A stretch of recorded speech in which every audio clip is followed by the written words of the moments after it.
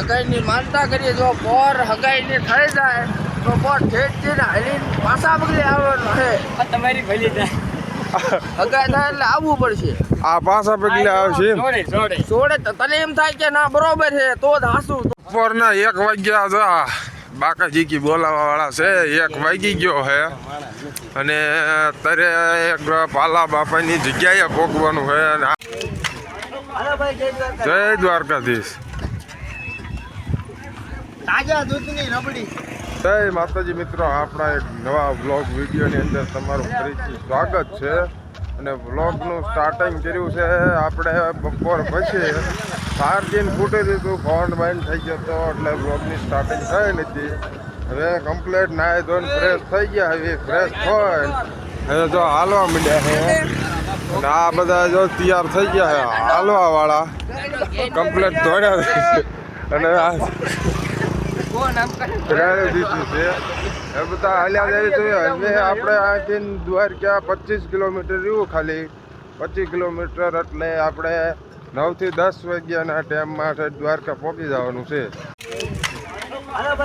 જય દ્વારકાધીશ. તાજા દૂધની રબડી. તાજા દૂધની રબડી.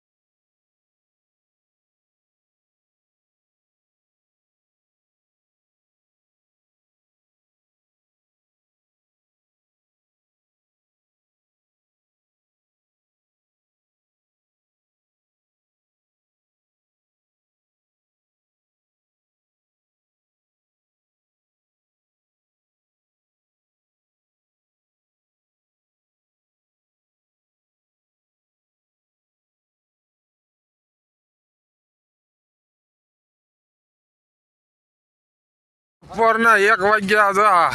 બાકાજી કી બોલાવા વાળા છે. 1 વાગી ગયો છે અને અત્યારે એક પાલા બાપાની જગ્યાએ પહોંચવાનું છે. અને હા ભાઈ જો ત્યાં લગીને બાકાજી કી બોલાવે જાય છે. વાહે હાલવાનું આમ પાછો ઉલાયેલા જવાનું છે. અને સંઘના 4-5 માણસ રહ્યા છે, બીજા થોડા ઘણા વાહે રહી ગયા છે. હજી જોશ બળમાં છે. એક તો અહીં થોડ્યો આવે જો વાંધો નથી કાંઈ. આ બધા રહ્યા એ કાલે સવારની આરતી લેવાના છે તો દ્વારકા.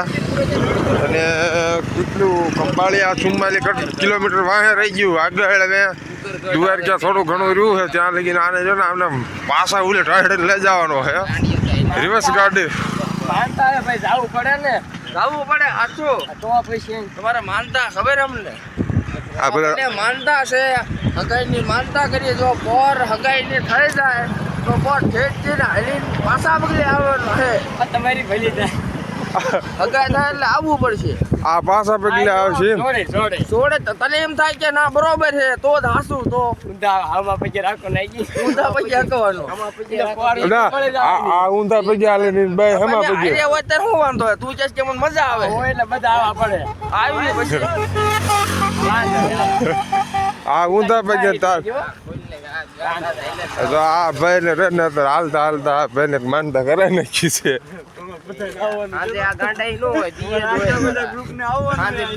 આ ગાંડુ ગ્રુપ પાછું ગાંડુ ગ્રુપ આવશે. આપણે દરિયાની ખાડીમાં એન્ટ્રી થઈ જશે અને આ પબ્લિકની કાંઈ લાઈન બધા પબ્લિક કેટલું પાછળ હાલ્યું જાય છે.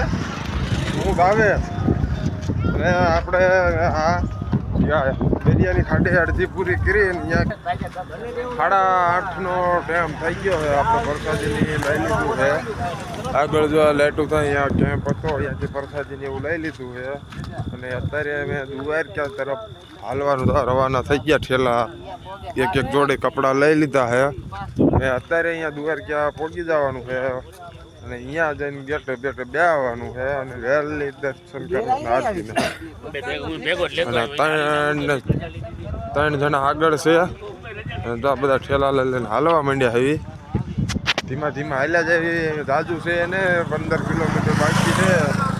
અને 3 થી 4 કલાક ધીમા ધીમા હાલશે.